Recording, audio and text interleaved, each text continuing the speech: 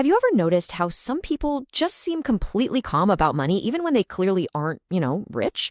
They aren't driving luxury cars, they don't constantly talk about their investments, and they definitely aren't showing off expensive purchases online. Yet they have this remarkable, unshakable sense of peace. Meanwhile, so many of us harbor this universal secret shame. We earn good money, maybe even a really great salary, but we still feel this constant underlying panic every single month. So why exactly do we panic about money? Think about it for a second. We're earning more than we ever have, yet we're constantly worrying about paying the bills, keeping up with everyone else around us, and dealing with that nagging fear of just never having enough. If a high salary isn't the cure for this anxiety, well, what is? In this explainer, we're going to look at some absolutely fascinating cultural habits and philosophies from Japan that answer exactly that. Let's start with Section 1, the myth of more money. Okay, let's dive into this. Since childhood, most of us have been taught a simple mathematical equation. Acquiring more money automatically guarantees an easier, happier life. It sounds so perfectly reasonable, right? If you earn more, your problems should literally just disappear. But here is where the myth completely falls apart. Look at our baseline expectation. Income goes up, so stress goes down. But the harsh reality for most people is that as income goes up, expenses go right up with it. That bigger paycheck usually just triggers a desire for a bigger house, a much nicer car, more subscriptions, and endless lifestyle upgrades. This creates a brutal lifestyle inflation trap. Check this out. At the entry level, you have basic expenses and zero financial margin. But as you upgrade to mid-level or high earner status, your lifestyle simply inflates into luxury territory. And your financial margin, notice how it remains at absolute zero. Your expenses are rising at the exact same time as your income, leaving you feeling entirely trapped and breathless, despite all your outward success. Which brings us to Section 2, Chisoku, knowing what is enough. So how do we actually break free from all this frantic modern anxiety? Well, it starts with Chisoku. Chisoko is a Japanese concept that roughly translates to knowing what is enough. Now, I want to be super clear here. This isn't some mystical, unattainable secret. It's a deeply practical, albeit incredibly difficult, mindset tool for surviving modern consumerism.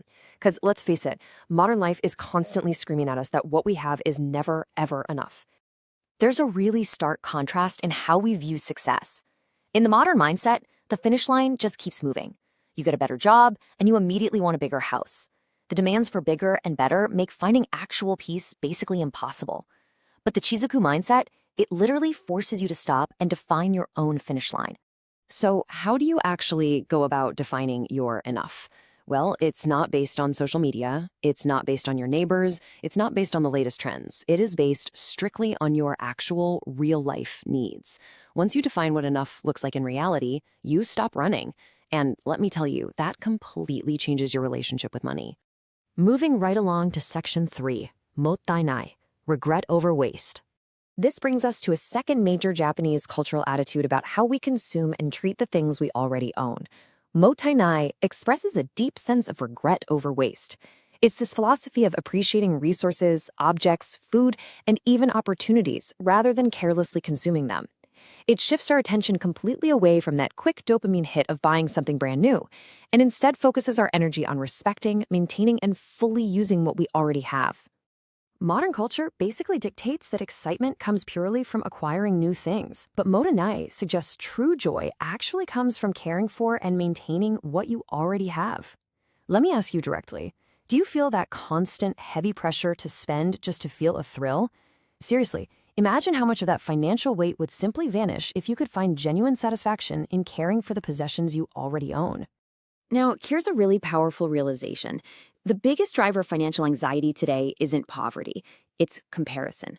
Japan has economic stresses, housing costs, and job pressures just like anywhere else. But their traditional inward focus on utility and function really protects them against the modern anxiety driven by endless social media comparisons, where, someone else always appears richer, more successful, and just generally more accomplished. And this brilliantly illustrates Section 4, simplicity and financial margin. Let's look at the physical mechanics of this mindset, which you can often see beautifully reflected in the intentional, highly functional design of Japanese homes. We often forget that every single item we bring into our lives carries a hidden cost. Maintenance, storage, attention, decision-making. The burden of possessions isn't just financial, right? It's intensely mental. Every single thing you own demands a fraction of your energy and quietly drains your peace. When people intentionally simplify their spaces, they don't feel deprived, they actually feel lighter. And this taps directly into the psychology of uncertainty. When you have no margin, every unexpected expense feels catastrophic. A broken appliance or a surprise medical bill becomes a total, full-blown emergency. But a financial buffer provides real breathing room and emotional security. You aren't hoarding cash because you expect disaster. You're doing it because uncertainty feels significantly less threatening when you actually have room to breathe. Which leads us to our final part, Section 5, redefining true financial freedom. What is it that we're actually looking for when we obsess over our bank accounts? We're looking for genuine emotional and financial freedom. Financial peace isn't a number. It's a relationship. This right here is the ultimate realization of this entire explainer. Peace is the relationship between desire and reality. It's the relationship between what you actually have and what you mistakenly think you need. Two people can earn the exact same income, but one feels constantly behind, while the other feels incredibly grateful and entirely secure. Because there are two sides to wealth. The mathematic side is simply what enters your bank account, but your mindset is what leaves your mind. The stress, the comparison, the exhausting feeling of scarcity.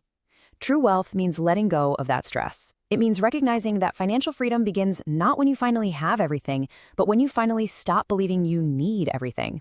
Which leaves us with one final, deeply personal question to consider as we wrap up. What does enough mean to you?